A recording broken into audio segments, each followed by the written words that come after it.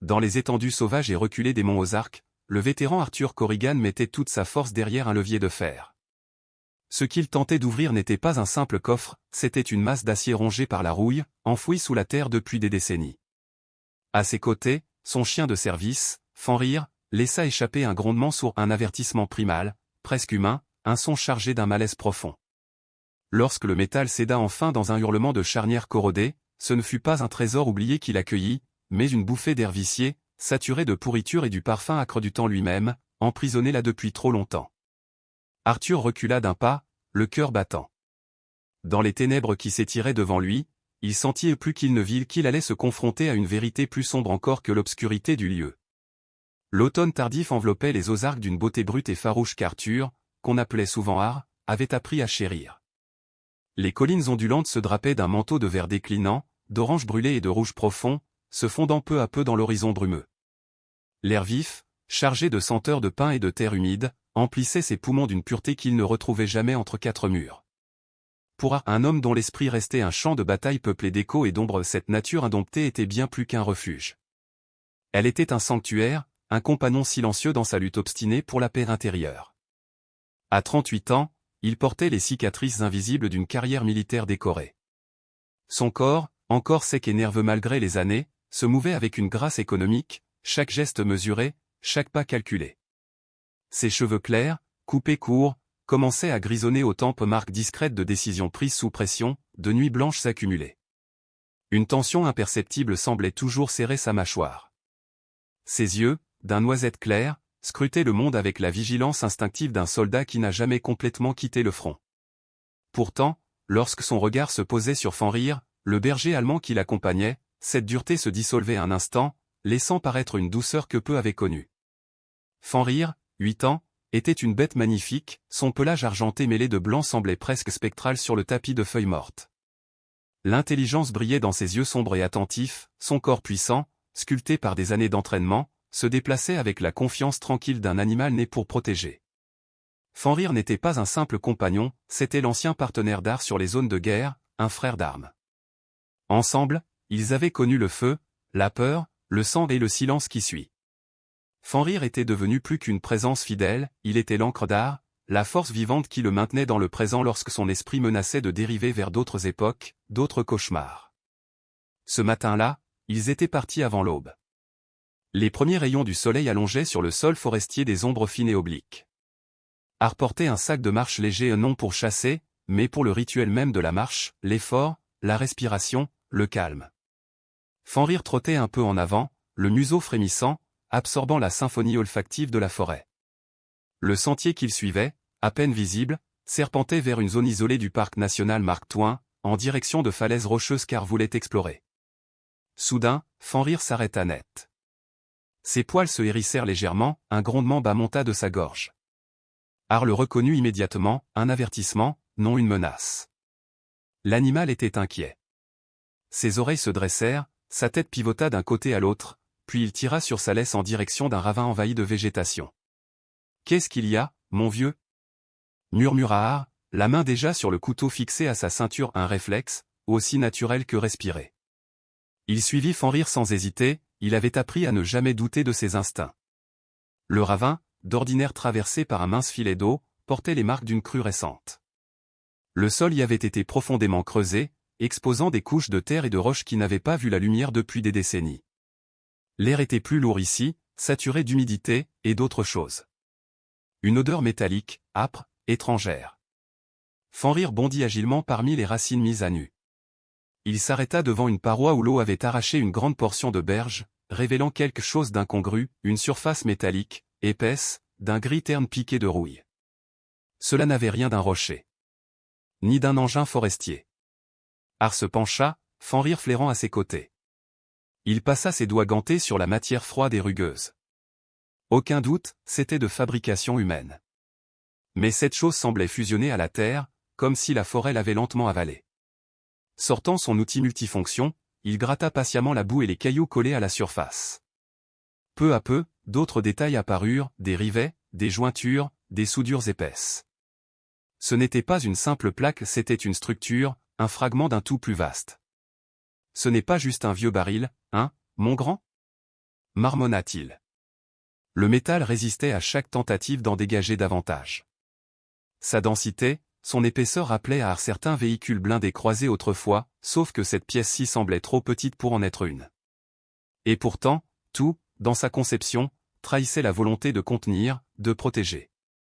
Il y avait quelque chose d'intentionnel, de presque militaire. Pendant plus d'une heure, Art creusa, gratta, nettoya, avec la minutie d'un archéologue. Le morceau dégagé semblait appartenir au flanc ou au toit d'une structure bien plus large, profondément enterrée. La crue avait sans doute déterré ce que la nature dissimulait depuis des décennies. Les Ozarks avaient cette habitude, engloutir ce que les hommes abandonnaient, puis, parfois, le leur rendre quand ils s'y attendaient le moins. Mais ce qu'ils découvraient n'avait rien à voir avec une vieille machine agricole ou un alambic clandestin. La précision du métal, la régularité des soudures, la symétrie des plaques, tout cela parlait à l'œil exercé d'un ingénieur du terrain. Art posa une main sur la surface froide. Il sentit sous ses doigts une vibration sourde, peut-être le simple écho de son propre sang dans ses tempes, peut-être autre chose. Fenrir, lui, restait immobile, le regard fixé, les oreilles droites. Un gémissement léger monta de sa gorge. Art suivit son regard et distingua alors un contour à peine perceptible, une large ouverture rectangulaire, à moitié ensevelie. Une porte. Renforcée, scellée, oubliée. Le soleil déclinait, jetant sur les troncs alentours des reflets violets et or. Art savait qu'il ne pourrait rien faire de plus ce soir-là, ses outils étaient dérisoires face à une telle masse. Il lui faudrait revenir, mieux équipé, peut-être avec un levier, ou même un petit treuil. Pourtant, tandis qu'il rangeait son matériel, un malaise lui nouait l'estomac. Il ne s'agissait pas simplement d'une trouvaille intrigante. Quelque chose, au fond de lui, murmurait que cette découverte n'aurait jamais dû être faite. On a trouvé quelque chose de gros, vieux frère, dit-il à Fenrir en se redressant. Et quelque chose qui devait rester là-dessous. Il empila quelques pierres pour marquer l'endroit. Fenrir resta collé contre sa jambe, silencieux. Sur le chemin du retour, la forêt semblait différente, moins accueillante, plus attentive. Le bruissement des feuilles, d'ordinaire apaisant, sonnait maintenant comme un murmure collectif, un chuchotement venu du sol même. Art sentit naître en lui une certitude étrange, cette journée avait marqué la fin de sa solitude. Quoi qu'il ait réveillé dans ce ravin, ce n'était pas simplement un vestige. C'était une mémoire enfouie. Une histoire qui, d'une façon ou d'une autre, venait de rouvrir les yeux. Cette nuit-là, le sommeil refusa de venir. Allongé sur son lit, Art fixait le plafond, revoyant encore et encore la tache de métal rouillé, ce monolithe muet couché sous la terre. Ce n'était pas la découverte elle-même qui le troublait, mais ce qu'elle éveillait en lui, une impression de silence violent, d'immobilité forcée, comme si quelque chose, là-dessous, avait été enfermé non pour être protégé, mais pour être oublié. Dans le calme de sa cabane, seuls les soupirs du vent dans les pins et le souffle régulier de Fenrir troublaient la nuit. Pourtant, Art sentit une présence vague, diffuse, à la lisière de la perception. Une mémoire sans visage, une attente. Et au fond de son cœur, l'ancien soldat savait, ce qu'il avait trouvé dans les entrailles des Ozarks n'était pas simplement un morceau d'acier. C'était une porte. Et certaines portes, une fois entr'ouvertes, ne se referment jamais. Le tombeau de fer. Avant même que le soleil ne franchisse l'horizon, Arthur Corrigan, que ses compagnons d'autrefois appelaient simplement Art, s'était déjà levé. Le souffle glacé de l'aube peinait à dissiper le poids lourd et opaque de ses pensées. L'air sentait la terre humide et la résine des pins, un parfum à la fois apaisant et inquiétant, comme si la forêt elle-même retenait son souffle. À quelques pas de là, Fenrir, son chien loup et compagnon de guerre, observait silencieusement chacun de ses gestes. Ses yeux d'ambre reflétaient une intelligence farouche, et dans leur éclat se lisait une question muette, est-ce aujourd'hui? Art hocha lentement la tête, comme s'il répondait à un ordre qu'il ne comprenait qu'à moitié. Après un petit déjeuner frugal, café noir et gruau fade avalé par nécessité plus que par goût, il se dirigea vers l'arrière de son vieux pick-up Ford. Là, dans la boîte à outils vissée au châssis, l'attendait un long pied de biche en acier. Le métal froid dans sa main avait une familiarité presque rassurante, comme une relique d'un passé où chaque geste avait un but précis. Sous le siège arrière, il sortit un autre vestige de sa vie de soldat, une pelle pliante militaire, acier trempé et manche usée par des années de service. Ce simple outil, brut et sans élégance, portait la mémoire de campagne dans les déserts et les montagnes, d'heures passées à creuser pour survivre. Art n'était plus soldat, mais le réflexe de préparation, la discipline du mouvement mesuré, lui collait encore à la peau. Le retour vers le ravin eut une tonalité différente de celle de la veille. Le brouillard du matin s'accrochait au vallon, suspendu comme un voile entre les arbres, étouffant chaque son. Fenrir trottait près de lui, délaissant ses habituelles patrouilles d'avant-garde. Tous deux sentaient, sans mots, qu'ils s'approchaient d'un moment décisif. Lorsqu'ils atteignirent l'endroit, le coin de métal qu'il avait dégagé la veille semblait inchangé et une cicatrice rougeâtre, hideuse, dans la chair de la terre.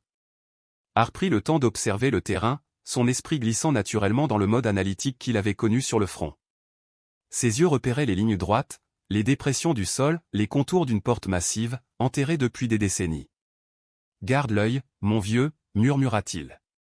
Fenrir s'installa sur une élévation du talus, tête posée sur ses pattes mais oreilles dressées, guettant le moindre bruit. Le travail fut harassant. Le sol des Ozarks, dur et compact, n'avait rien d'une terre de jardin. C'était une masse de glaise et de pierre, durcie par le temps. Les premiers coups de pelle ne firent qu'érafler la surface. Har serra les dents et entra dans une cadence brutale et méthodique, racler, frapper, soulever. Le son métallique du fer contre la roche résonnait comme un battement de cœur. La sueur lui collait la chemise au dos. Ses muscles, forgés par des années d'efforts, brûlaient d'une douleur qu'il accueillait presque avec reconnaissance le prix à payer pour percer le passé. Sous la couche de terre, les racines épaisses s'enchevêtraient comme des veines d'un organisme vivant, emprisonnant la structure métallique dans une étreinte végétale. Certaines étaient si larges qu'il dut sortir son couteau et les scier, l'âme crissant contre le bois dur. Chaque racine tranchée libérait une odeur âcre, presque animale. Le temps perdit sa forme. Le soleil grimpa, la chaleur monta, transformant le ravin en fournaise. Har continuait, obsédé, alimenté par une détermination sombre. Chaque pelletée n'était pas seulement un effort physique, mais un acte symbolique, il creusait à travers les strates d'un secret enfoui. Peu à peu, la forme rectangulaire d'une porte apparut, encadrée de charnières massives rongées de rouille et d'un système de verrouillage complexe.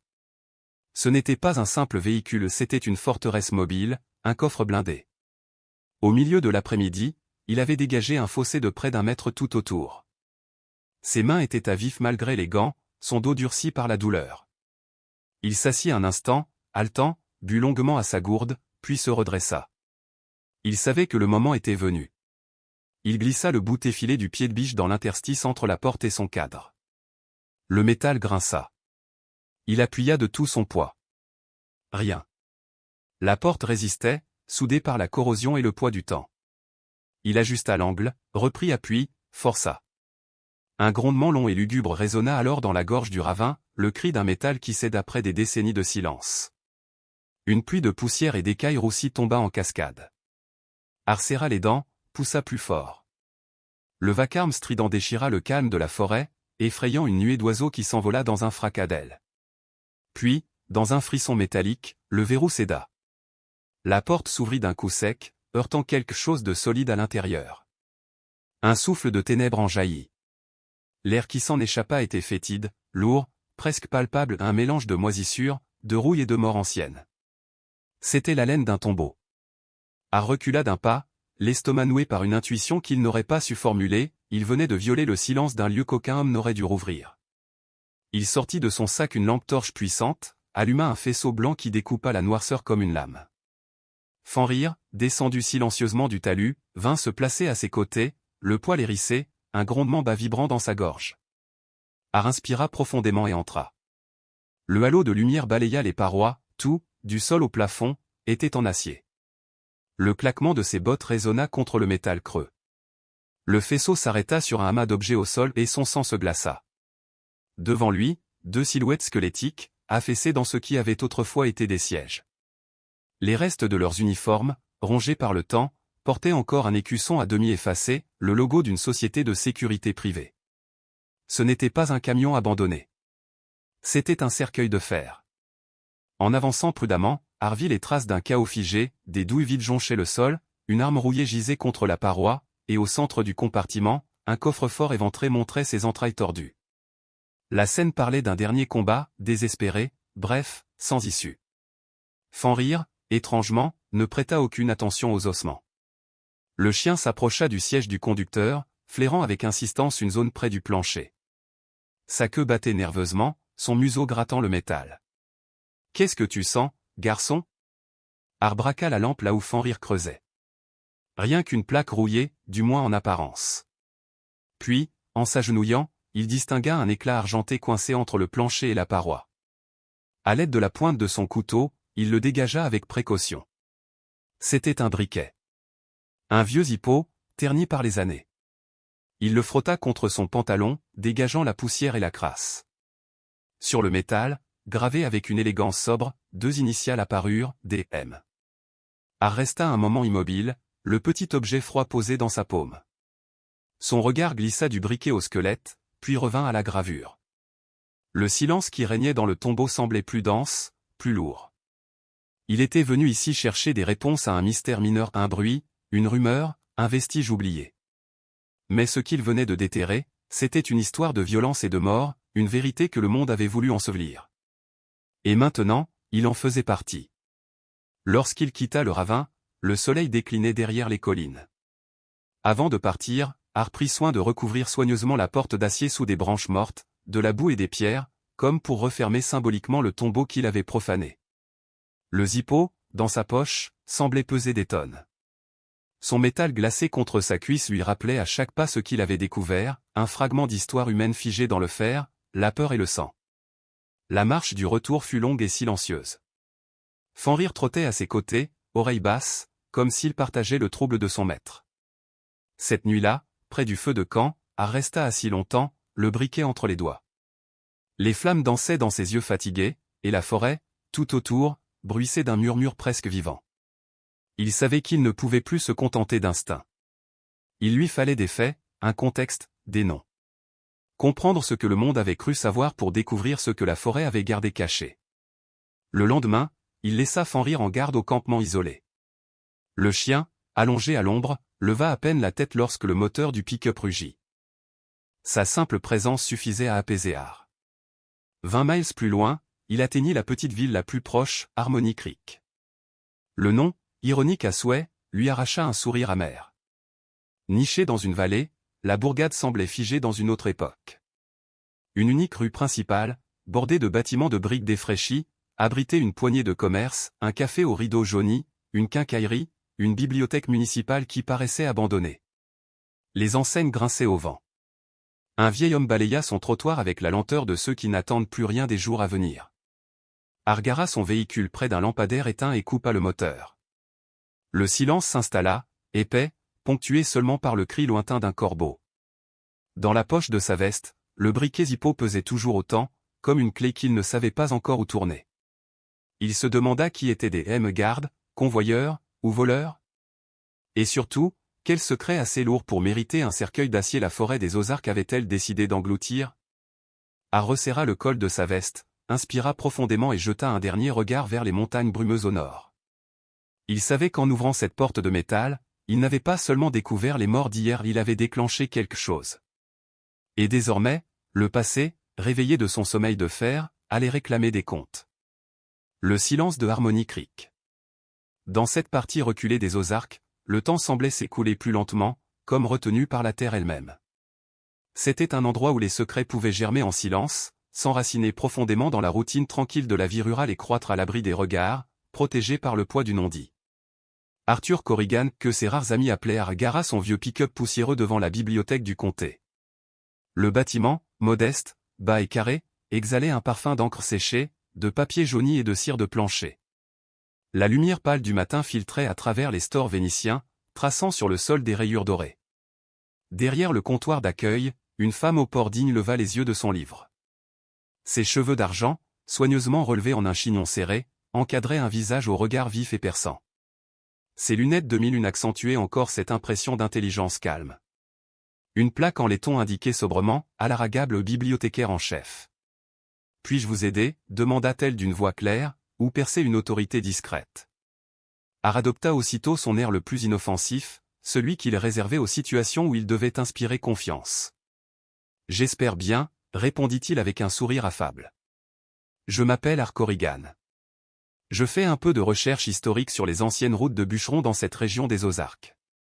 J'espérais consulter quelques journaux locaux, disons de 1985 à 1990. » Madame Gable le scruta encore quelques secondes, puis acquiesça lentement. Nous avons tout cela sur microfilm. La machine est dans la salle du fond. Attendez, je vais vous chercher les bobines. Elle revint quelques instants plus tard, portant plusieurs petites boîtes en carton qu'elle disposa soigneusement sur une table métallique. D'un geste précis, elle lui montra comment enfiler la pellicule dans l'antique lecteur beige, aux engrenages grinçants. Art la remercia poliment. La femme retourna à son bureau, le laissant seul dans la pièce où ne résonnait que le ronronnement mécanique du projecteur et le cliquetis régulier de l'avance du film. Le faisceau tremblant projeté sur l'écran gris des colonnes de texte et des photos d'époque, compétition de football local, vente de matériel agricole, campagnes électorales oubliées. Il fit défiler lentement les années, patient, méthodique. Puis, en parcourant un exemplaire du Arkansas Gazette daté de septembre 1987, un titre attira soudain son attention. Véhicule blindé disparaît sur une route rurale. Il se pencha, le cœur battant plus vite. L'article relatait la disparition d'un fourgon blindé appartenant à Sterling Security Transport, en route vers une succursale bancaire de Springfield, Missouri. À son bord, 5 millions de dollars en espèces et 2 employés, tous deux nommés dans le texte.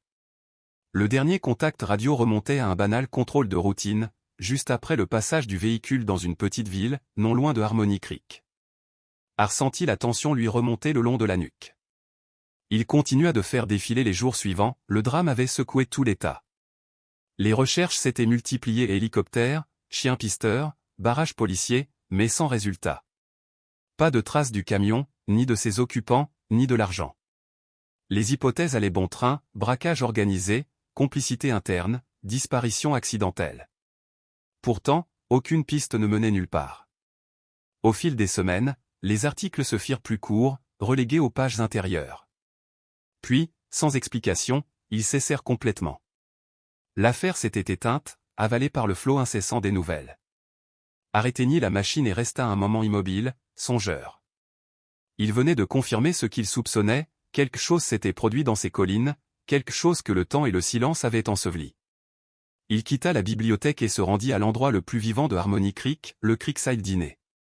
L'endroit était le cliché parfait du restaurant de petite ville américaine, cabine en vinyle rouge, long comptoir en formica, odeur de café fort et de bacon grillé. Deux hommes âgés, vêtus de salopettes usées, discutaient à voix basse au comptoir. Art prit place dans une banquette près de la fenêtre, d'où il pouvait observer la rue principale et la lente procession des habitants. Le serveur, un homme trapu d'une cinquantaine d'années, s'approcha. Ses bras puissants trahissaient une vie de travail manuel. Sous une moustache poivre et sel, ses yeux étaient vifs et méfiants. Une plaque sur sa chemise annonçait « Stan ». « Qu'est-ce que je vous sers » demanda-t-il d'une voix grave et éraillée. « Juste un café, et une part de tarte aux pommes, s'il vous plaît. » Stan hocha la tête et s'éloigna, ses pas lourds résonnant sur le carrelage. Quand il revint avec la commande, Art entama la conversation avec une désinvolture étudiée. « J'étais tout à l'heure à la bibliothèque, » dit-il en remuant son café. « Je fais quelques recherches sur les anciens sentiers de bûcherons. Ce devait être un travail dur, à l'époque. » Un des hommes au comptoir grogna un assentiment.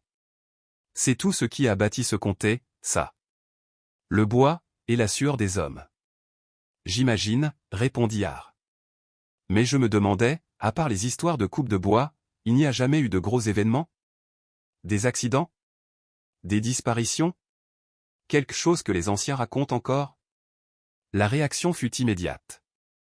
Le murmure des conversations s'interrompit net. Pas un simple silence poli, un arrêt brutal, presque violent. Le premier homme se détourna, fixant obstinément sa tasse. Les épaules tendues. Stan, qui essuyait le comptoir, s'immobilisa. La pièce entière semblait retenir son souffle. Les gens d'ici s'occupent de leurs affaires, finit-il par dire d'un ton sec. Les bois, c'est les bois.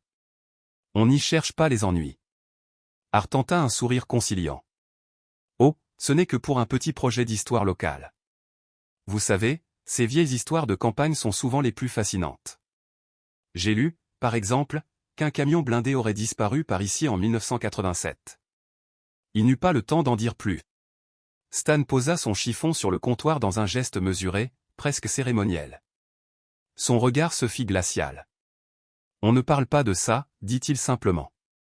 Pas ici. Ce n'était pas un conseil. C'était un ordre. Un frisson parcourut la colonne d'Art. Il comprit qu'il venait d'effleurer quelque chose qu'on ne voulait surtout pas réveiller. « Non, ce sera tout, murmura-t-il. Il termina sa tarte en silence, paya sans discuter et laissa un billet trop généreux sous la tasse. En sortant, il sentit le regard de Stan peser sur lui, lourd et méfiant. Dehors, le soleil déclinait derrière les pins. Harmony Creek, qui lui avait paru si paisible quelques heures plus tôt, avait désormais un autre visage, celui d'un lieu où le vernis de la normalité dissimulait quelque chose de sombre et de pourri. Dans le dîner vidé de son intrus, Stan resta un moment figé, les bras croisés. Il observait le pick-up d'Art disparaître au bout de la rue principale. Son visage se referma lentement, se figeant en un masque d'inquiétude. Il ramassa la tasse vide, la posa dans l'évier, puis s'essuya les mains sur son tablier. Après un bref silence, il se dirigea vers la petite pièce à l'arrière du restaurant. Là, il ferma la porte, décrocha un vieux téléphone à cadran et composa un numéro qu'il semblait connaître par cœur. 2 sonneries. Puis une voix, indistincte. « C'est Stan », murmura-t-il d'un ton grave. « On a un problème. Il y a un nouveau venu en ville. Un étranger. Et il pose des questions, sur 1987. » La route qui ramenait Art vers son campement s'étirait entre les collines comme un serpent de poussière. Le silence, d'ordinaire si apaisant dans ces contrées, lui parut soudain oppressant. Ce n'était plus la solitude paisible qu'il venait chercher ici, mais une présence muette, lourde, tapie dans les bois. Il revoyait le regard de Stan, cette crispation autour de la bouche, cette peur contenue. Ce n'était pas une vieille histoire oubliée. C'était une tombe. Et lui venait d'en soulever le couvercle. La forêt sembla se refermer autour de lui. Chaque tronc, chaque ombre lui donnait l'impression d'être observé. Son instinct de soldat reprit le dessus, respiration lente, vigilance accrue, oreille à l'affût. Les réflexes d'années passées sur le terrain revenaient malgré lui. Quand il arriva enfin au chemin de terre menant à sa clairière, le crépuscule avait avalé la lumière du jour.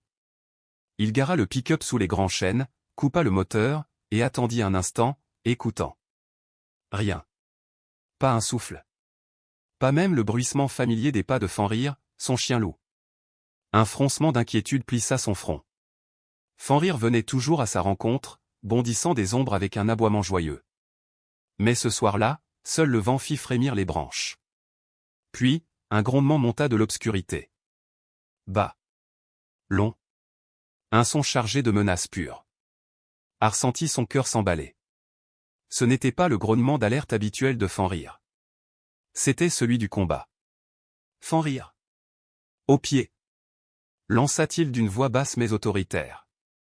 Aucune réponse. Seulement un frémissement de feuilles, un craquement léger. Art ouvrit la portière du pick-up, sa main saisissant instinctivement la lourde lampe Maglit rangée près du siège.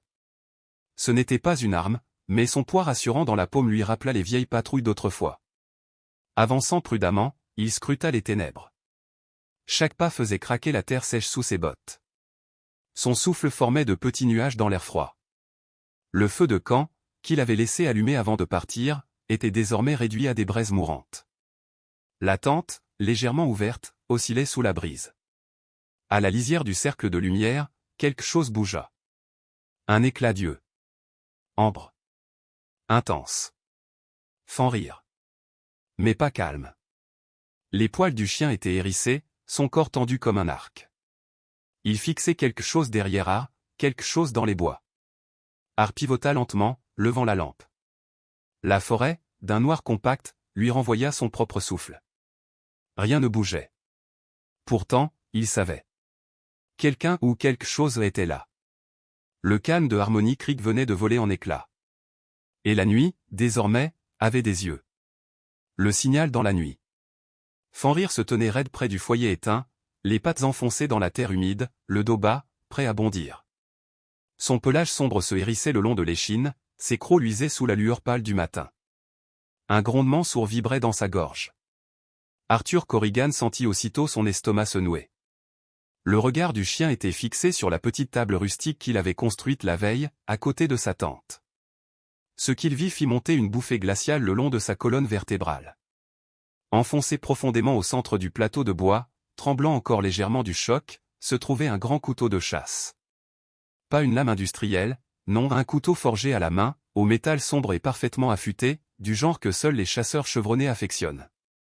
Le manche, poli jusqu'à la brillance, était taillé dans un bois de cerf. La lame, elle, luisait d'un éclat cruel, comme si elle portait encore la trace du bras qu'il avait lancé. C'était un message. Un avertissement dépourvu d'ambiguïté, nous savons qui tu es. Nous savons où tu es. Et nous pouvons t'atteindre. Har sentit le froid de la terre pénétrer ses bottes alors qu'il balayait le sol du regard. Les signes étaient là, discrets, presque effacés, mais il les reconnut aussitôt. À la lisière de la clairière, les empreintes de 2 paires de bottes se dessinaient dans la boue. L'une large, lourde, l'autre plus fine, plus légère. 2 hommes. Ils étaient venus ici.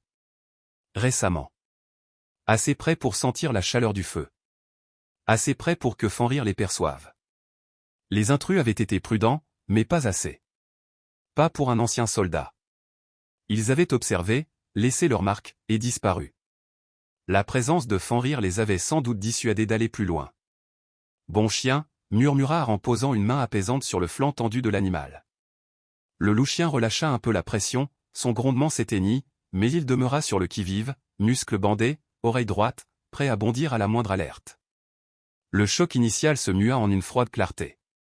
La peur n'avait pas sa place ici. Pas maintenant.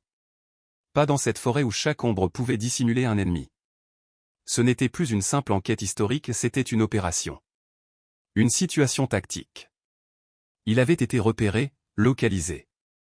Il n'était plus le chasseur, il était devenu la proie. Et cela changeait tout. Reprendre le contrôle. Har passa l'heure suivante à inspecter minutieusement le périmètre.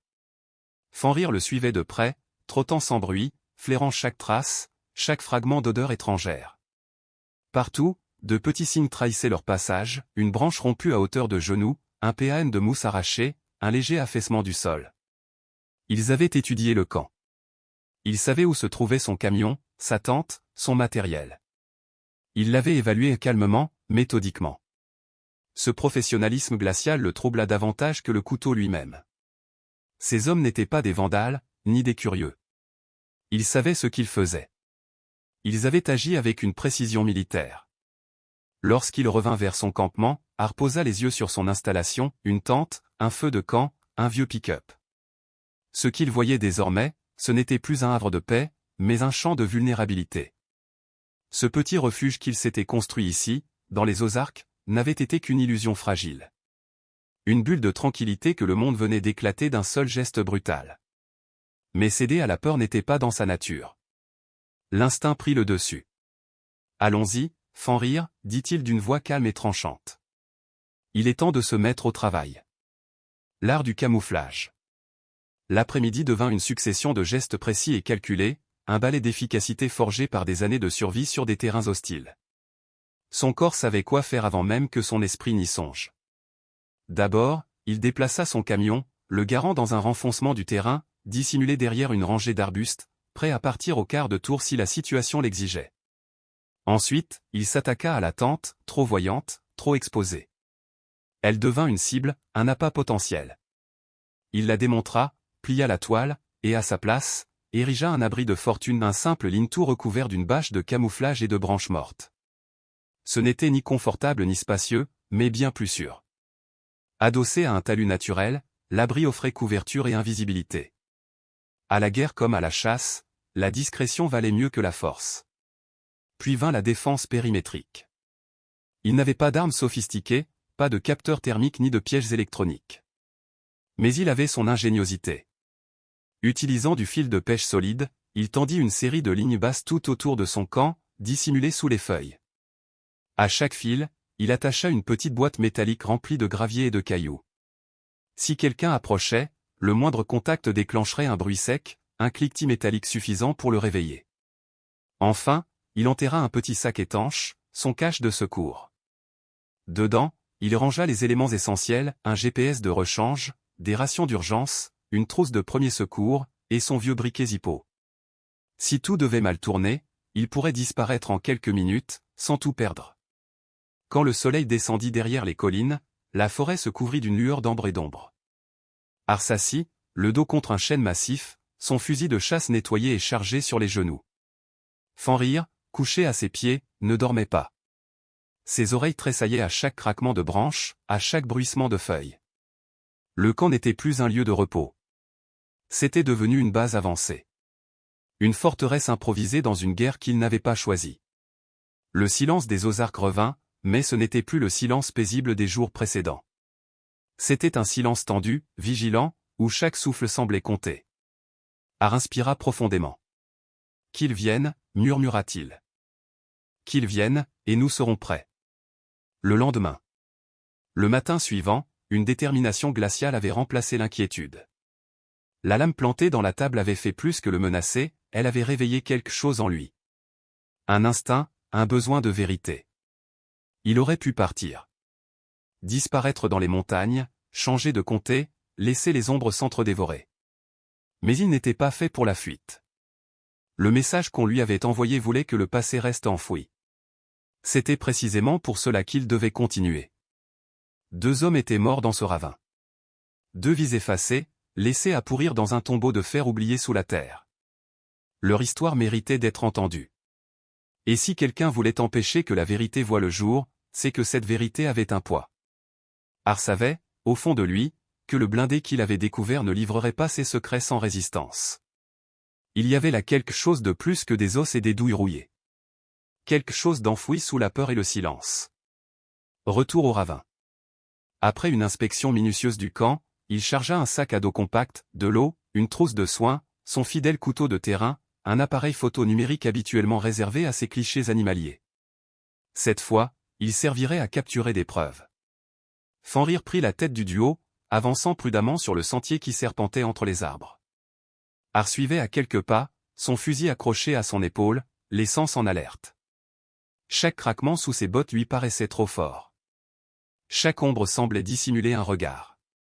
La forêt n'était plus la même. Là où la veille elle respirait la sérénité, elle semblait aujourd'hui animée d'une conscience propre. Les arbres se refermaient sur eux, le vent portait des murmures indistincts.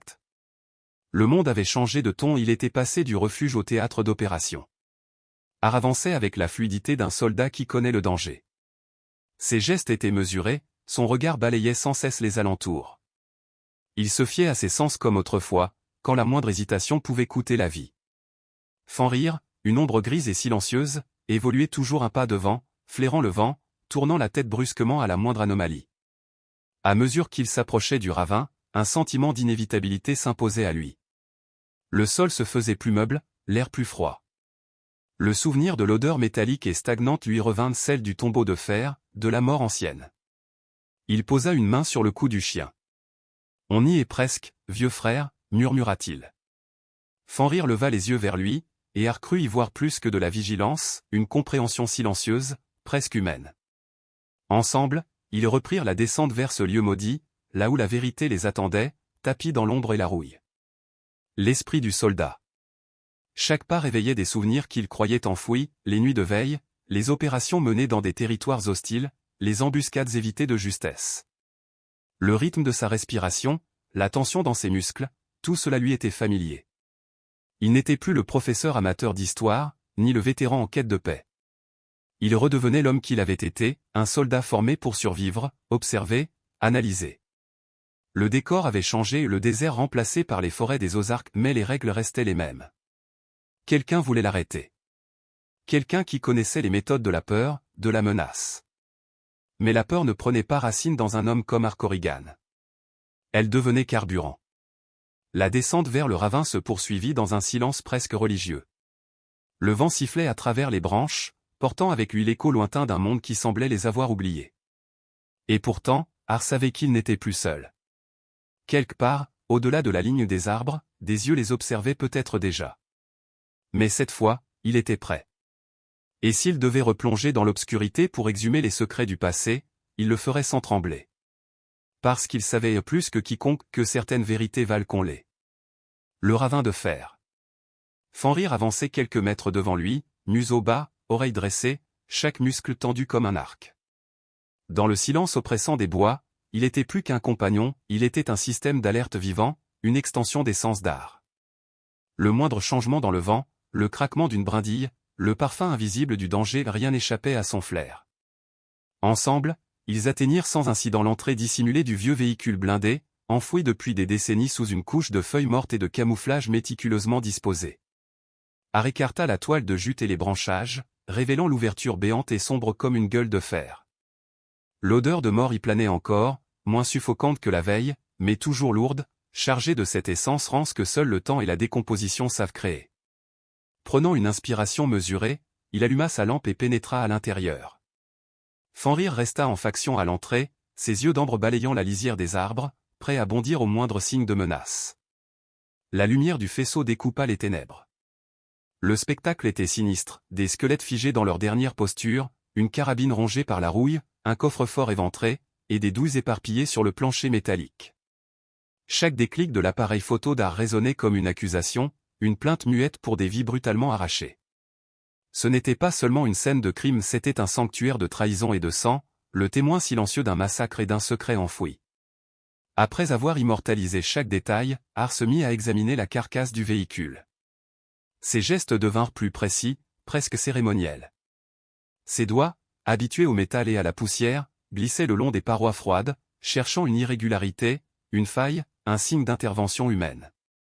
Il inspecta chaque soudure, chaque jointure, chaque compartiment. Les pilleurs d'autrefois avaient sans doute concentré leur attention sur le coffre principal, le trésor visible. Mais Art savait que les secrets les plus importants se cachaient souvent derrière l'évidence. Son attention fut attirée par le plancher. Il tapota le métal du manche de son couteau. Le son changea, plus creux sous le siège du conducteur, là où Fenrir avait trouvé un briquet Zippo la veille. En écartant la poussière et la rouille, il distingua une ligne presque imperceptible, un rectangle d'acier au contour régulier, dissimulé sous des couches de peinture ternie. Ce n'était pas une partie du blindage original, mais une modification faite par quelqu'un de compétent, quelqu'un qui voulait que ce compartiment reste invisible. Le cœur d'Art accéléra. Il avait trouvé quelque chose. Le véritable secret. Pendant une heure entière, il s'acharna avec patience et précision, utilisant son couteau pour décoller les bords, puis son pied de biche pour forcer la plaque sans l'abîmer. Le travail exigeait de la minutie, une force contrôlée, l'art du soldat devenu artisan. Enfin, dans un soupir métallique, la section se souleva. En dessous, se trouvait une cavité tapissée d'une bâche épaissie par le temps, rigide et craquelée. Sous cette protection, empilée avec un soin maniaque, reposaient des paquets rectangulaires enveloppés de plastique épais et scellés à l'aide de rubans électriques noirs. Pas des outils. Pas des documents. Des liasses. Des briques de billets. Art en sortit un avec précaution. L'emballage extérieur s'effritait sous ses doigts, laissant apparaître un sac intérieur sous vide, intact malgré les années.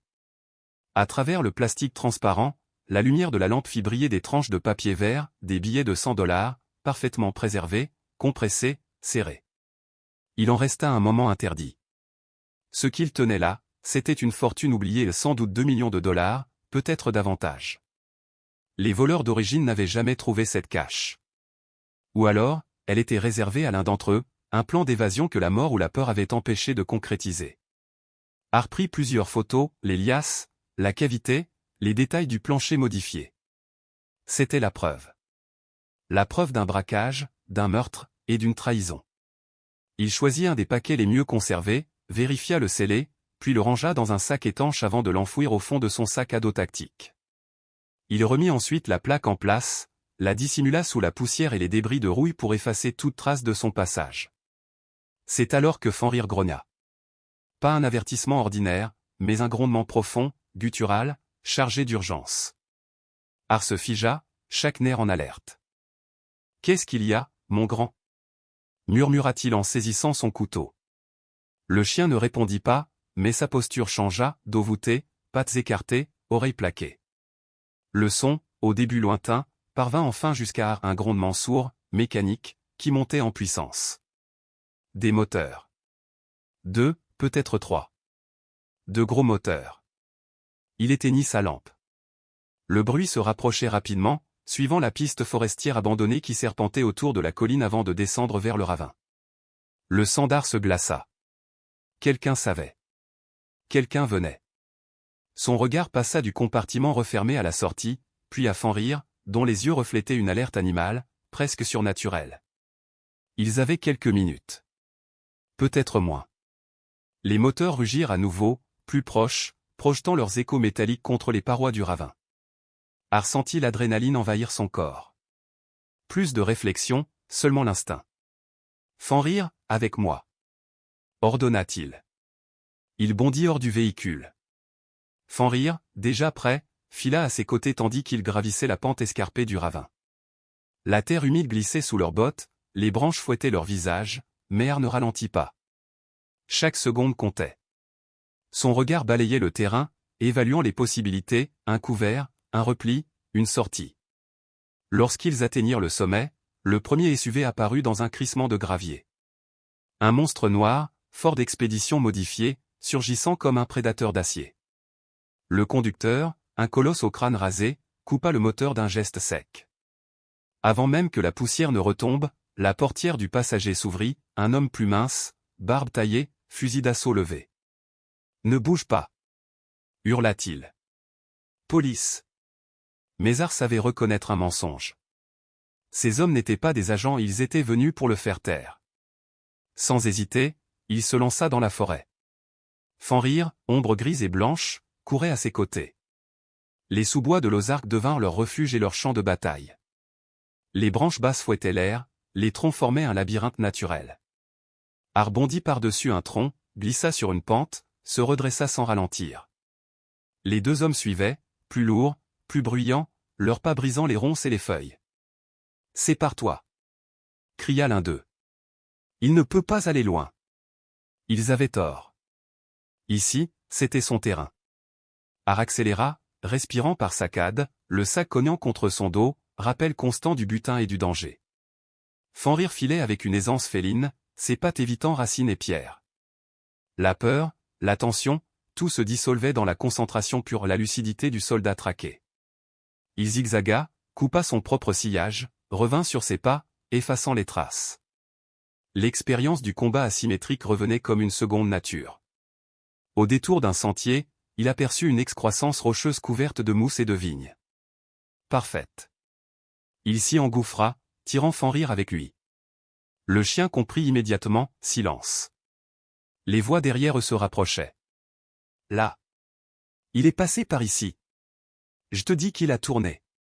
Regarde les branches cassées. Les mots portaient à une 50aine de mètres.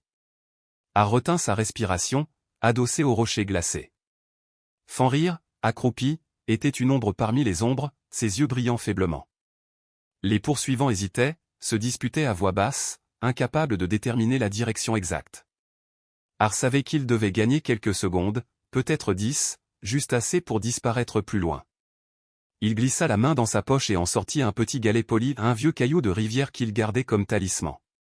Sans bruit, il le lança vers un buisson à une 30aine de mètres sur sa gauche. Le caillou heurta une branche sèche, un craquement net, puis un froissement de feuilles. « Tu as entendu » cria le colosse. « Là-bas.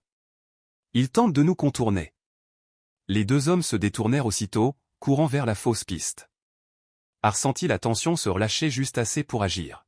« Maintenant, Fenrir, » chuchota Teil. Le chien bondit, silencieux, une flèche grise filant dans les fourrés. Har le suivit à quelques pas, fendant la végétation, s'enfonçant plus profondément dans la forêt. Les voix s'éloignèrent, remplacées par le battement sourd de son cœur. Ils coururent encore longtemps, suivant des ravins, franchissant des ruisseaux, escaladant des pentes abruptes. Le souffle d'Har se faisait rauque, la fatigue mordait ses jambes, mais Fenrir ne ralentissait pas. L'instinct guidait l'animal, plus sûr qu'aucune boussole. Lorsqu'ils atteignirent un replat couvert de fougères, Har s'y accroupit, haletant, le front perlé de sueur. En contrebas, les SUV s'étaient arrêtés. Des silhouettes se déplaçaient avec prudence, cherchant des traces, parlant dans des radios. Leurs voix parvenaient par vagues. Il savait qu'il était encore là. Il savait qu'il avait trouvé quelque chose. Har leva les yeux vers la cime des pins. Le vent soufflait du sud, portant avec lui l'odeur de l'essence et de la peur. Il posa la main sur la tête de Fenrir. « Bon chien » murmura-t-il. « On ne meurt pas aujourd'hui. » Fenrir leva les yeux vers lui, et dans ce regard brillant se lisait la même résolution farouche que dans celui de son maître. Deux âmes, unies par la guerre et la survie, prêtes à disparaître dans les entrailles de la forêt. Et tandis que, loin derrière eux, les moteurs rugissaient à nouveau, Corrigan comprit qu'il venait d'ouvrir non seulement une cache d'argent sale, mais aussi une porte vers un passé qu'on croyait enterré. Quelqu'un avait veillé sur ce secret pendant des décennies. Et maintenant, ce quelqu'un voulait le faire taire pour de bon. Fenrir n'attaqua pas de front. Avec une vitesse fulgurante et une agilité presque surnaturelle, il s'élança en un large arc, contournant le terrain pour venir sur le flanc de l'homme barbu, celui qui était absorbé par le bruit du leurre. L'homme n'eut pas le temps de comprendre. Un cri rauque, arraché à la surprise et à la douleur, déchira le silence des bois quand le chien loup jaillit sans un son. Fenrir ne mordit pas pour tuer et il mordit pour neutraliser. Ses mâchoires puissantes se refermèrent autour de la jambe de l'homme, juste au-dessus de la cheville. Le hurlement fut bref mais perçant, l'homme s'écroula lourdement, son fusil glissant des mains et heurtant le sol avec un fracas métallique. Fenrir maintint sa prise une seconde, juste assez pour s'assurer que l'ennemi ne se relèverait pas. Puis, tel un fantôme, il relâcha et disparut dans les ombres, se fondant dans la forêt comme s'il n'avait jamais été là. Le conducteur massif, alerté par le cri de son complice, se retourna brusquement, le visage tordu par la confusion et la colère. Miller! Qu'est-ce que c'était, bon sang? Rugit-il, balayant la nuit de son fusil. Ce fichu chien! Il m'a mordu! Cria l'autre, agrippant sa jambe ensanglantée. C'était la brèche qu'Ar attendait. Il ne réfléchit pas, Fenrir déjà revenu à ses côtés, il bondit hors de sa cachette et s'élança dans les profondeurs sauvages des Ozarks. Ils coururent longtemps, à perdre haleine, à travers les fourrés, les ruisseaux, les pentes abruptes. L'adrénaline battait dans les veines d'Ar, anesthésiant la douleur, effaçant la fatigue. Fenrir, infatigable, courait en avant, guidé par un instinct sûr, menant son maître vers une partie plus reculée de la forêt à un endroit qu'Ar connaissait bien, où se cachaient plusieurs grottes dissimulées. Derrière eux, les cris et les branches brisées résonnaient encore, mais faiblissaient peu à peu, avalés par la distance et la densité du bois. Le piège de Fenrir avait fonctionné. Ils avaient pris une avance précieuse, quelques minutes de liberté arrachées à la mort. Enfin, Ar aperçut ce qu'il cherchait, une fissure étroite, presque invisible, dans la paroi rocheuse. À peine assez large pour qu'un homme s'y glisse. Il s'y précipita, le souffle court. « Va, Fenrir !» murmura-t-il en poussant doucement le chien devant lui. Le loup s'enfouit dans la fente sombre, Ar le suivit, tirant derrière eux une touffe de buissons épineux pour dissimuler l'entrée. À l'intérieur, la fraîcheur humide de la grotte les enveloppa comme une étreinte silencieuse. Ar s'effondra sur le sol rugueux, haletant, le cœur battant à rompre. Fenrir se coucha à ses côtés, tout aussi épuisé, mais ses yeux d'ambre restaient fixés sur l'entrée, vigilants, impassibles. Ar passa un bras autour du cou du chien et enfouit son visage dans son épaisse fourrure. « Tu m'as sauvé la vie, mon grand » souffla-t-il d'une voix rauque. Fenrir répondit d'un simple geste, un coup de langue, bref et chaud, sur la joue de son maître. Une promesse muette. Une fidélité absolue. Pendant des heures, ils restèrent ainsi, abrités dans le ventre silencieux de la montagne. Le tumulte de la poursuite s'éteignit, remplacé peu à peu par le rythme apaisant de la forêt, le murmure du vent, le craquement lointain des branches, le souffle du monde qui reprenait sa place. Quand l'adrénaline retomba, elle laissa derrière elle une fatigue profonde, et ce goût métallique caractéristique de la peur qui se dissipe. Ar se redressa lentement, ses gestes mesurés, précis. Il examina Fenrir, ses doigts courant sur le pelage épais, cherchant la moindre blessure. Quelques égratignures, rien de grave. Soulagement. Puis il soigna ses propres plaies, quelques coupures, des échardes, la peau écorchée aux genoux. Il avait connu bien pire. Dans cette accalmie suspendue, le lien entre l'homme et l'animal semblait presque palpable, une fraternité forgée dans le feu et la fuite, dans l'instinct de survie et la confiance absolue. Mais Ar savait que ce répit n'était qu'une illusion. Ses poursuivants ne lâcheraient pas. Ils étaient organisés, déterminés et surtout motivés par un secret de 2 millions de dollars, toujours enfoui quelque part dans la ravine. Se cacher n'était qu'une manœuvre. Pas une solution. Pour survivre, il devait comprendre. Savoir qui il affrontait, et pourquoi. Il sortit lentement de son sac étanche 2 objets essentiels, une tablette durcie, résistante aux intempéries, et un petit modem satellite. Équipement coûteux, mais vital pour un homme qui passait sa vie dans des zones où le monde semblait s'arrêter. Il plaça l'antenne portative près de l'ouverture, l'orientant vers le mince carré de ciel visible. Une lumière verte s'alluma, connexion établie.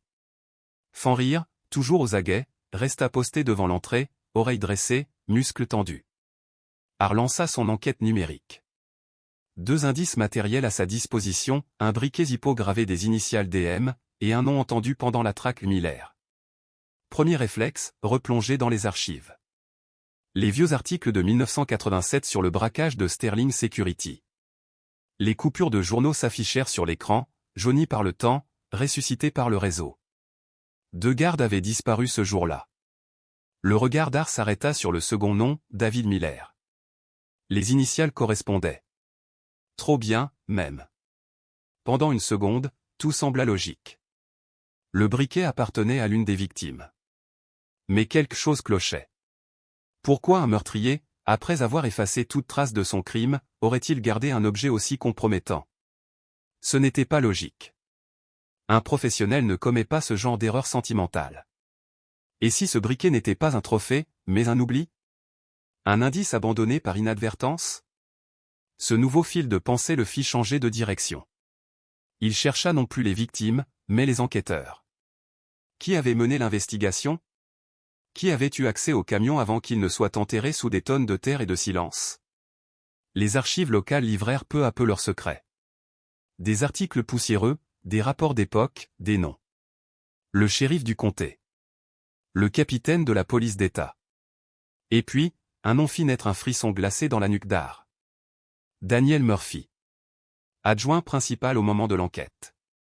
Initial, DM. Les pièces du puzzle s'imbriquaient avec une rapidité terrifiante. Il abandonna aussitôt les articles anciens pour concentrer ses recherches sur ce nom-là. Daniel Murphy. Quelques clics suffirent à remonter la piste dans les archives publiques, un court article, daté de 1988. On y annonçait la retraite anticipée de Murphy, à peine un an après le braquage. Motif officiel, stress, volonté de se consacrer à des affaires privées. Art sentit la colère et la lucidité lui revenir d'un coup. Quitter la police en plein milieu de la plus grosse affaire non résolue de tout le comté? Ce n'était pas une retraite. C'était une fuite. Il suivit la piste de l'argent. Les bases de données financières prirent le relais. Licence commerciale, registre foncier, déclaration fiscale, tous les fils menaient au même nom. En 1988, à peine parti du service, Daniel Murphy fonda Murphy Construction and Development. L'année suivante, il acheta un vaste terrain à la sortie de Harmony Creek. Puis vinrent d'autres acquisitions, terres agricoles, bâtiments commerciaux, un siège flambant neuf sur Main Street. Au début des années 1990, Murphy était devenu un notable local, un entrepreneur respecté. Son empire prospérait. Mais Art n'avait besoin d'aucun tableau de chiffres pour comprendre, aucune pension d'adjoint de shérif ne pouvait financer pareille ascension. La chronologie était implacable. L'argent du braquage n'avait pas disparu. Il avait simplement changé de peau. Blanchi, réinvesti, multiplié. Le vol de Sterling Security avait servi de fondation à une dynastie. Art laissa échapper un long souffle, adossé à la paroi froide de la grotte. Le goût de fer revint sur sa langue, mais cette fois, ce n'était pas la peur. C'était la certitude. Il tenait enfin une piste solide. Un nom. Un visage. Un empire bâti sur le sang et le silence. Fenrir, sentant le changement d'énergie, releva la tête. Ses yeux croisèrent ceux de son maître. Entre eux, nul mot n'était nécessaire. Ils savaient tous deux que la fuite était terminée. Le temps de la chasse commençait. La tablette posée sur ses genoux rassemblait à présent toute l'horreur en un tableau net et implacable. Le briquet n'appartenait pas à David Miller, la victime il était à Daniel Murphy, l'assassin. Une erreur stupide, un seul faux pas dans un crime autrement planifié avec une précision presque clinique. Murphy avait laissé tomber son Zippo lors du braquage, ce petit détail, minuscule et trivial, venait de pulvériser l'illusion d'un mystère sans visage. L'homme qui avait hurlé de douleur dans les bois, le « Miller », que les voix cauchemardesques avaient mentionné n'était probablement qu'un exécutant, un outil acheté pour la violence. Et derrière tout ça, comme une ironie amère et cosmique, se cachait un nom célèbre, Daniel Murphy. Le silence de la caverne avait changé de nature. Ce n'était plus un refuge douillet ni un simple abri contre le froid, c'était devenu une salle de commandement, la salle de guerre d'un homme qui venait de découvrir l'identité de son ennemi. L'ombre anonyme qui les avait poursuivis pendant des nuits avait soudain un visage, une histoire, des habitudes, des failles. Art sentit ce poids s'installer sur ses épaules, non pas l'euphorie d'un triomphe, mais la lourde gravité d'une responsabilité nouvelle. Daniel Murphy n'était pas un simple malfrat, c'était un notable respecté, un businessman local aux apparences irréprochables, jadis pilier des forces de l'ordre, désormais corrompu jusqu'à la moelle, vivant d'un empire bâti sur le sang et l'argent volé. Fenrir, fidèle et immobile, observèrent avec la même intensité que d'habitude, le chien semblait capter la bascule dans l'âme de son maître, comme s'il percevait la différence entre l'homme traqué et l'homme qui traque. L'animal compris avant qu'Arne lui annonce, le regard d'Ar, auparavant hanté par la peur, était devenu dur, calculateur, réglé sur l'action. Ils n'étaient plus des proies effarouchées. Ils étaient désormais ceux qui tendraient la nasse. La pensée du recours au shérif local ne traversa même pas l'esprit d'Ar. Murphy avait trop de racines, il avait colonisé des loyautés, acheté des silences, contaminé l'appareil policier. Pour faire tomber un tel monstre, il fallait une force qui échappait à l'influence de l'argent et au réseau d'intimidation, le FBI. Enfoncé dans la pénombre relative de la caverne, Ar alluma sa tablette et ouvrit une application de messagerie chiffrée. Ses doigts, malgré la fatigue et l'adrénaline, tapèrent vite, précis, conscient de l'urgence. Il fit défiler sa liste de contacts jusqu'à retrouver un nom inscrit comme une bouée, Mark Jensen. Mark n'était pas qu'un ami, c'était un frère d'armes, l'homme à qui Ar avait sauvé la vie au milieu d'un chaos à Kandahar, une dette silencieuse qui avait cimenté entre eux une confiance absolue. Agent expérimenté au bureau de terrain du FBI à Chicago, Mark représentait la liaison la plus sûre d'Ar vers la justice véritable. Ar composa un rapport succinct mais complet, factuel, la découverte initiale par Fenrir, l'excavation, le contenu du cercueil de fer, les fouilles à Harmony Creek, le message intimidant laissé par un couteau, la poursuite par des hommes armés. Il joignit des photos haute résolution, squelettes momifiés, fusils rouillés, le sac d'argent dissimulé et, surtout, l'objet qui scellait tout, le briquet Zippo, brillant sous sa lampe, gravé des initiales des Monsieur. Il termina par son analyse l'enrichissement suspect de Murphy, sa retraite aux circonstances obscures, le motif probable du crime et appuya sur « Envoyer ». L'instant suivant, la messagerie avala son message dans l'éther chiffré. Pendant une heure qui sembla durer une éternité, seul Fenrir et les gouttelettes de silence habitaient la caverne. Puis la tablette vibra, une réponse de Mark. « Es-tu en sécurité ? C'est une blague ?» Ar hésita un souffle, puis tapa, complètement en sécurité si seulement c'était une blague. « Je suis en plein dans l'engrenage. » La réponse de Mark revint, mesurée et glaciale, il avait passé en revue les photos. Le briquet était accablant. Un vol d'armurier ou un braquage des Armored Car et du ressort fédéral, avec les homicides et le risque de corruption locale, c'était de facto une affaire du FBI. Mark promit d'embarquer le dossier, de le transformer en un rapport d'intelligence officiel et de l'acheminer par des canaux sécurisés aux responsables du bureau de Little Rock. C'était le territoire compétent. Il marquerait l'affaire comme urgente, sensible, avec un témoin en danger, Ar. Mais il vint le coup froid, cela prendrait du temps. Vérification, mandat, protocole. 24 heures, peut-être 48. Mark posa la vraie question, peux-tu tenir si longtemps? Ar ne voulait pas tenir. Il ne comptait pas jouer au passif. Il répondit d'un trait, je ne compte pas me cacher. Je compte en finir. Il savait que Murphy, une fois informé, n'allait pas rester immobile. Si le FBI mettait du temps à bouger, Murphy ou pire, ses sbires fouilleraient la région à la recherche de toute trace. Ar devait provoquer une réaction, forcer Murphy à réagir de manière visible, commettre une erreur. Son plan prit forme autour d'un nom, The Ozark Exposé. Un blog indépendant, tenu par une journaliste locale connue pour son courage et sa propension à dévoiler des vérités gênantes. Exactement la dynamite nécessaire.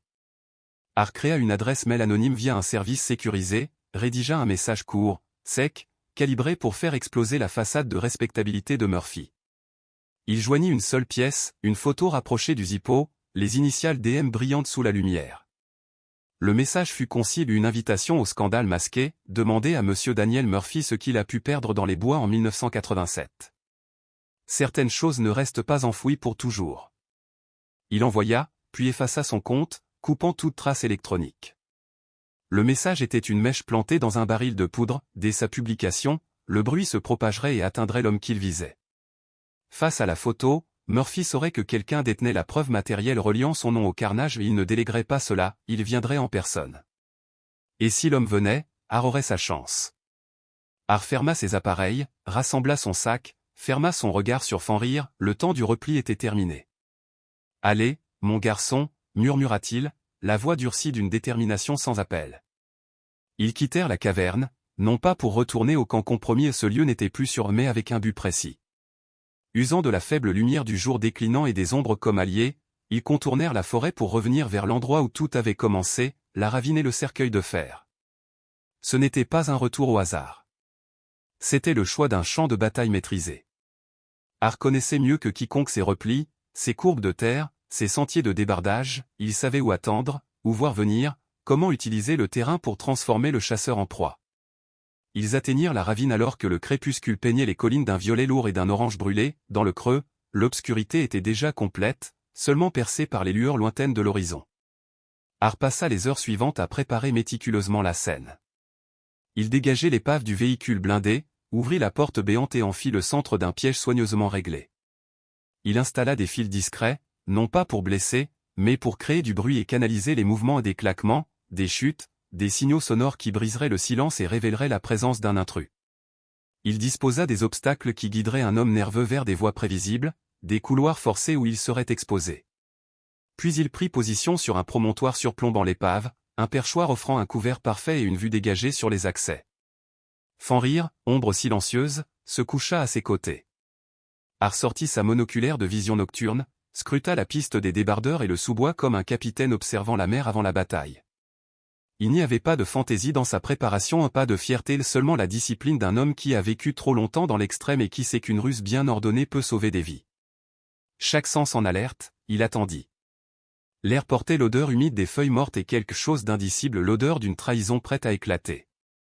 Il pensait aux messages envoyés, aux blogueurs qui n'avaient peut-être pas encore cliqué, publié, à Mark à Little Rock qui œuvrait dans l'ombre des procédures. Mais il ne comptait pas cela. Son plan, désormais, était simple, forcer Murphy à se dévoiler, le présenter à la lumière, et l'obliger à répondre à la justice soit par la main de l'État, soit par la sienne.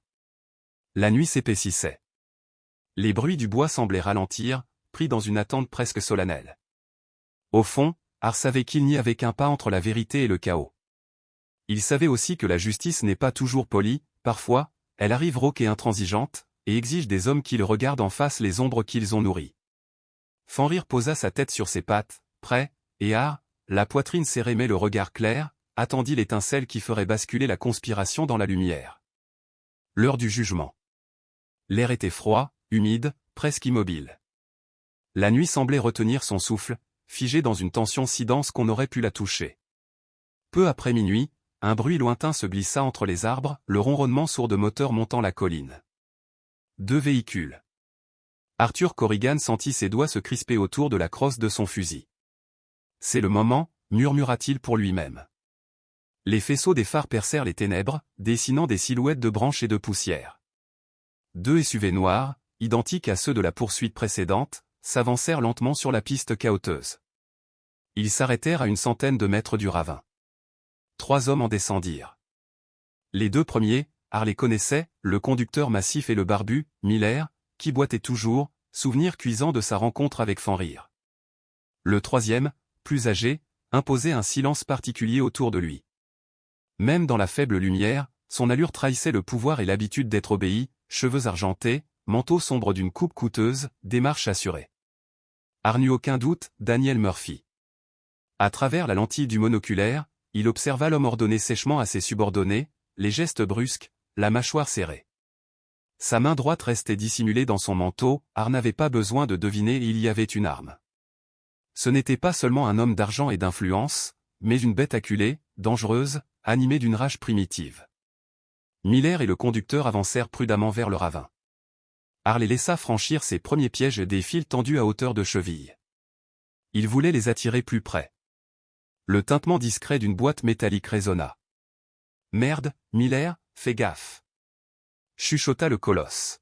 « C'est piégé », répondit le barbu, la voix tremblante.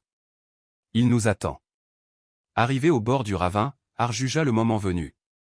Il lâcha un petit caillou. Une cascade de gravier dévala la pente, rompant brutalement le silence. « Bonsoir, messieurs », lança-t-il d'une voix calme et posée. « Vous cherchez quelque chose ?» Le son rebondit sur les parois du gully, résonnant comme un écho venu des entrailles de la terre. Miller leva son arme d'un geste nerveux. Korrigan. Montre-toi. Hurla-t-il, la peur perçant dans sa colère. Tu sais déjà ce que j'ai trouvé, répondit Har. Et tu sais que c'est fini. Murphy s'avança alors, le visage tordu par la fureur. Espèce d'imbécile. Tu n'as aucune idée de l'homme à qui tu t'opposes. Har esquissa un sourire glacé. Aussi. Daniel Murphy. Ancien adjoint du shérif. Propriétaire de Harmony Creek. Et bientôt, pensionnaire d'une prison fédérale. Le vieil homme rugit, sortant une arme compacte de sa veste. Tu ne vivras pas assez longtemps pour le raconter. Il tira. Les détonations éclatèrent dans la nuit. Les éclairs de la bouche de feu illuminèrent fugitivement les rochers, mais Har restait à couvert. Les balles ricochèrent sans le toucher. Fenrir, neutralise, ordonna-t-il d'une voix basse. L'ombre se mit en mouvement. Le chien-loup jaillit du couvert comme une apparition, silencieux, rapide, terrifiant. Il ne fonça pas sur Murphy, mais sur le conducteur, qui cherchait une ligne de tir. En un éclair, Fenrir bondit, ses mâchoires puissantes se refermant non sur la chair, mais sur la crosse du fusil. Le métal craqua. L'homme hurla, lâchant son arme, qui dégringola dans la pente. Fenrir grogna profondément, puis disparut à nouveau dans les ténèbres.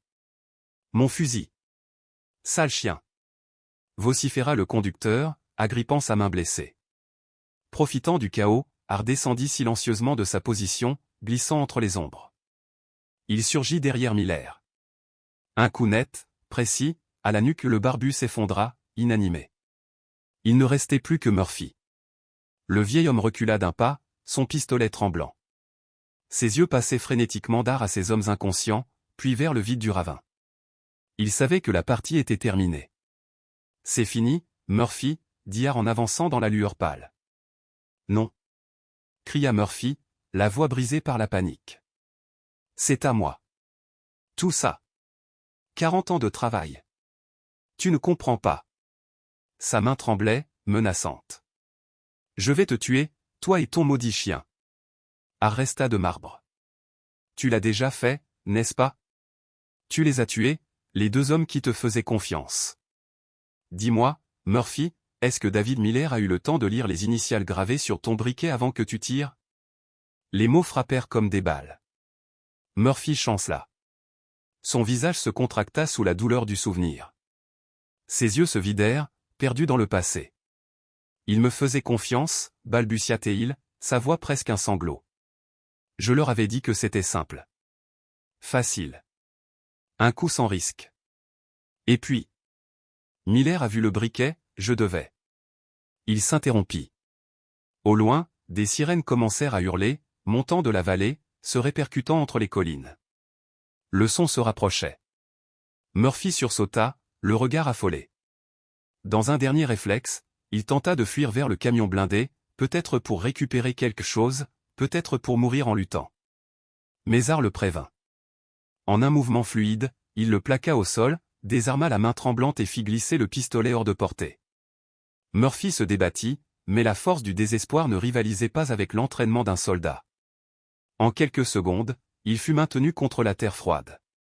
Fenrir s'approcha, silencieux, son regard d'ambre fixé sur l'homme déchu. C'est terminé, dit Har doucement. Tout est terminé. Les sirènes emplirent désormais la nuit d'une symphonie lancinante, celle de la justice approchant. Les collines se couvrirent bientôt de lumière. Des faisceaux puissants balayèrent le ravin. Des silhouettes descendirent en formation, armes au poing, gilets pare-balles marqués FBI. En quelques instants, les agents sécurisèrent la zone, menottant Murphy et ses complices inconscients. Un homme s'avança vers Har. Grand, le regard perçant, une autorité tranquille. Arthur Korrigan, demanda-t-il d'une voix ferme. C'est moi. Agent spécial Roberts, bureau de Little Rock. Jensen nous a tout expliqué. Excellent travail, fils. Excellent travail. Il jeta un coup d'œil à Fenrir et hocha la tête. Et un partenaire remarquable. Har se contenta d'un bref signe. La fatigue et la gravité du moment pesaient sur lui. Les flashs crépitèrent, les photographes médico-légaux documentaient chaque détail, les ossements, les douilles rouillées, le coffre fracturé, les liasses de billets souillés d'humidité. Le briquet, gravé DM, fut scellé dans un sachet transparent. Agent Roberts se tourna vers lui. Votre témoignage, les preuves, et cette confession spontanée, suffiront à l'envoyer derrière les barreaux pour longtemps. Pas seulement pour les meurtres et le vol initial, mais aussi pour la tentative d'assassinat d'un témoin fédéral. Har regarda Murphy qu'on emmenait. L'homme marchait tête basse, pâle, le visage vidé. Il ne ressentit ni victoire ni triomphe, seulement une paix grave. Les morts du camion allaient enfin retrouver leur nom, leur famille, un peu de lumière. Les heures qui suivirent furent longues. Har raconta tout, minutieusement, la découverte du véhicule, les indices, les pièges, la confrontation. Fenrir, fidèle, resta assis à ses pieds, calme et vigilant. Quand l'aube pointa enfin, le ciel s'embrasa de rose et d'or. Le ravin, théâtre du drame, sembla soudain lavé de son horreur.